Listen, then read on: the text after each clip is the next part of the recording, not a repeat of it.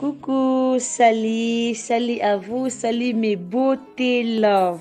Et si c'est la première fois que tu as visité ma chaîne, abonnez-vous, commentez, likez, partagez nos vidéos et soyez les bienvenus dans notre chaîne Ursule Beauté Loi TV.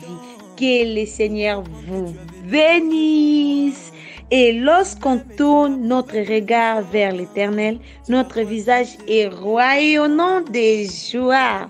Et Dieu a la capacité de te renouveler tout ce que tu as perdu. Alors, Maman Aksa Olangi a une très bonne nouvelle de nous annoncer aujourd'hui et maintenant même. Tozoyoka, Maman Aksa Olangi. Et n'oubliez pas, ce qui te combat ne te tuera pas, mais au contraire, accomplira une reconnaissance avec toi. Allons-y, fixe ton regard et Jésus va te bénir. Fixe ton regard sur l'Éternel. Allons-y. Shalom, shalom, peuple de Dieu, la grande famille de Jésus-Christ. Bonsoir, bonjour à toute personne qui aura l'occasion de regarder cette vidéo. Que Dieu nous bénisse. Alors, aujourd'hui, je vais parler d'un thème très important, souvent qu'on néglige, souvent peut-être qu'on prête attention, mais pas en profondeur, la paix.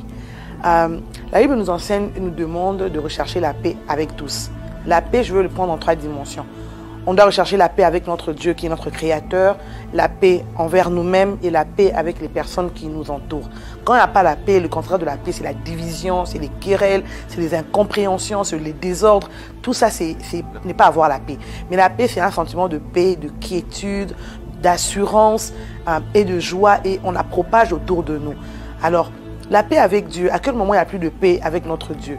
Lorsqu'on n'est plus en communion avec lui, lorsque nous faisons des choses qui ne glorifient pas son nom, lorsque nous désobéissons à sa parole, lorsque nous sommes en dehors de sa volonté, en ce moment-là, on n'est plus en paix avec notre Dieu. Et le seul moyen pour revenir en paix avec notre Dieu, c'est par la repentance sincère et reconnaître ses fautes, ses péchés et demander un pardon sincère, les confesser, demander pardon au Seigneur et de décider de ne plus y revenir. Deuxièmement, la paix intérieure. À quel moment on n'a plus la paix intérieure? Lorsque nous avons des soucis, des choses qui nous troublent, des choses qui nous tourmentent, des nouvelles qui nous font mal. Lorsque nous avons la rancune, il y a des choses que nous gardons dans nos cœurs, des blessures intérieures, des déceptions. Tout cela ôte la paix en nous. Et comment faire pour régler la paix intérieure? La première des choses, il faut négliger toutes ces petites choses qui font en sorte que nous puissions perdre notre paix intérieure. Les problèmes, il y en aura toujours. Les hauts et les bas, il y en aura toujours. Les difficultés, nous en traverserons toujours. Mais qu'est-ce que notre Dieu cherche?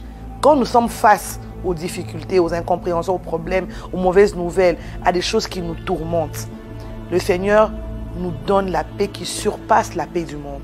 C'est de se rapprocher auprès du Seigneur par la prière, méditer la parole de Dieu, être rassuré par sa parole, dans la prière, écouter sa voix et prendre la décision d'écouter ce que Dieu nous dit. Parce que des fois, la réalité du monde, de ce que le monde nous dit, des fois, nous décourage. La réalité est différente de ce que la Bible nous demande de faire ou de ce que les promesses de Dieu nous disent depuis tout ce temps. Et quand tu regardes les promesses de Dieu, tu regardes ce que Dieu t'a dit, ce que Dieu t'a promis pour ta vie, pour ton avenir, et ce que tu vis comme réalité, souvent ça ne correspond pas. Et des fois, nous perdons la paix. Mais Dieu nous demande qu'au-dessus de toutes ces choses, que nous puissions faire un effort de garder notre paix par le Saint-Esprit, afin d'attendre paisiblement, calmement, avec quiétude, assurance et certitude, les promesses de Dieu se réaliser dans nos vies. Troisièmement, c'est la paix avec ceux qui sont en train de nous entourer.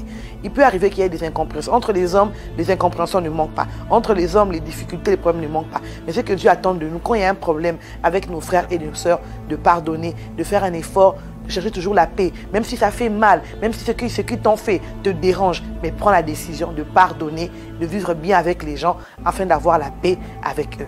3 choses, la paix avec ton Dieu créateur, la paix interne, troisièmement, la paix avec ceux qui nous entourent. Garde ta paix, ne donne pas l'accès au diable, que Dieu vous bénisse.